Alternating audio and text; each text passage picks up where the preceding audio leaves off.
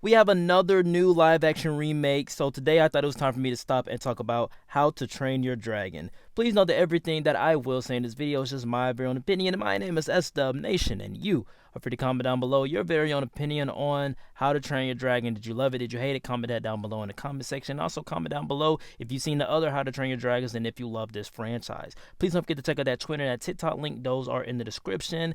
And with all that being said, guys, like, comment, and subscribe. And let's get right into our review.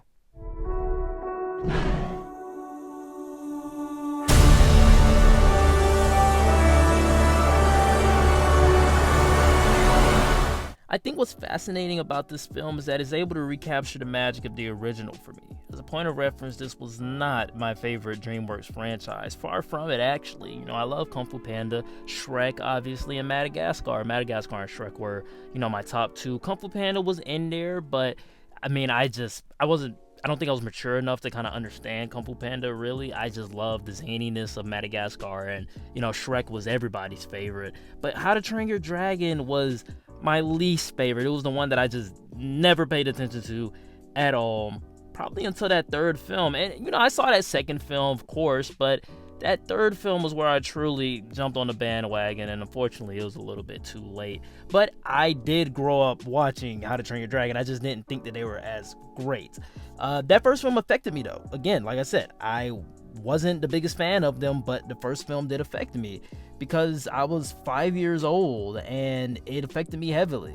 And I just love the dragons. I dressed up as the Deadly Nather for Halloween, even though my favorite was the Nightmare. We didn't have the Nightmare one in stores at the time, so the Deadly Nather was all I could get, and I was not having it at all. But back to this film, at the beginning, I had some reservations because it was just a shot-for-shot remake, looking very generic, where I started questioning what was the point. Instead of making another How to Train Your Dragons animated film, you guys decided to do a live-action remake of something that came out 15 years ago. That's not as bad as Disney making a live-action Moana film 10 years after the original comes out. But hey, 15 years is enough time for, people my age to grow into their 20s and, check this film out. But I started questioning what was the point. It reminded me of the live-action Lion King. Though I liked that movie, what was the point? It's generic. But once Hiccup meets Toothless, something snaps, and this film becomes charming, heartfelt, and just plain magical. It follows strongly the same plot as the original, and everything is the same but the format. Of course, you gotta talk about how great the design is for Toothless. I think out of all the dragons, Toothless is the most emotive with his eyes, but also he was like that in the animated films as well, and I love the fact that they kept that touch because we relate more to Toothless than we do any other dragon. First off, the cast I liked enough. I love the fact that they brought in Gerald Butler to play, his actual character, from him playing him in voice acting. I would really hope that they bring Kate Blanchett in there for the sequel because I think she would be perfect for the role in live action. She played her in the animated film, so I would love to see her come back to play this character. But again, like I said, I like them enough. Some of them, including Hiccup, take some time to become likable or fully take on the role. I think the costumes here could have felt like cosplay, but they looked incredible, as well as the sets. I truly think it's because they had to have shot on location. I think a lot of the sets on here are built. A lot of the wide landscaping shots, they actually went out there and filmed. So everything, minus the dragons, of course, look real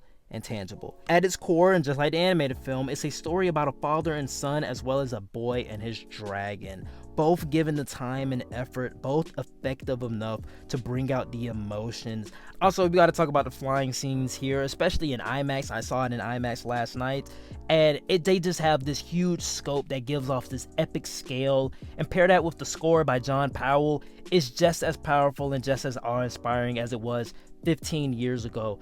In my opinion, it's even better, but then again, this is a bigger scale, bigger format, so it's a lot better to see all of this on the IMAX screen when it looks tangible, it looks real, rather than seeing an animated version of it 15 years ago on, say, my TV screen.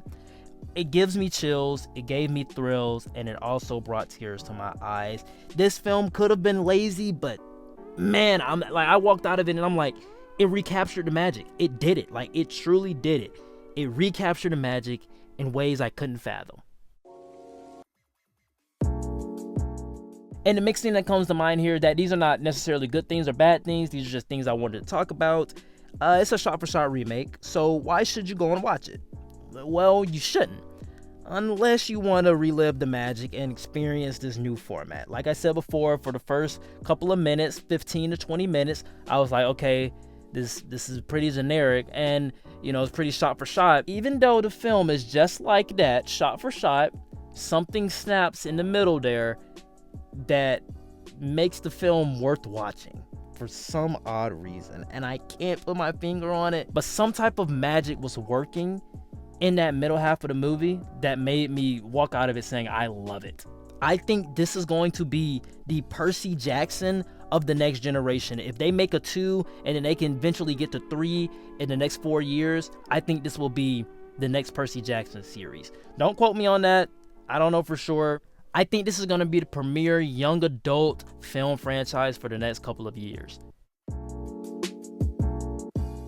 In conclusion, How to Train Your Dragon is a crowd pleaser, and it's the new generation's Percy Jackson in my opinion. Yes, it's shot for shot, but it does everything in its power to get the best performances, the best effects, and recapture the magic that made the original so effective.